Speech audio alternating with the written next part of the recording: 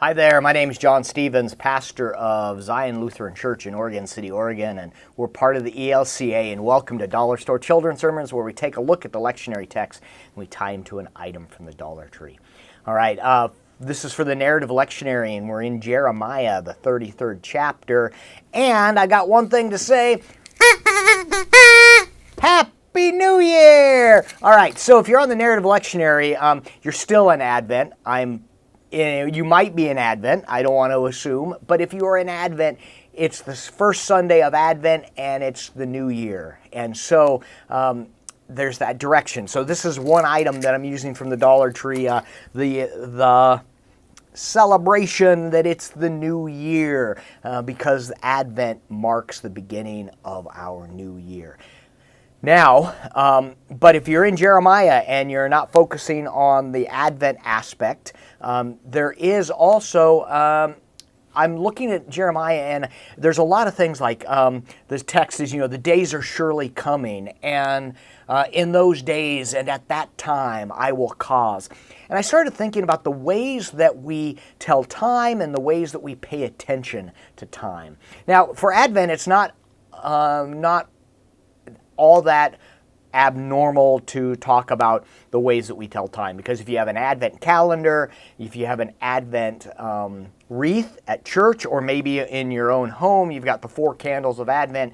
And I love the fact that with the candles, we have a lot of oil-filled candles in our church, but the one place, there's a couple places we don't, but one of the places we don't is the Advent wreath. And I love that because over time we see the candles shrink as they burn, and it tells us of the passage of time. So the item I'm looking at is an Advent calendar. So we've got an Advent calendar, and it's a way that we can mark time.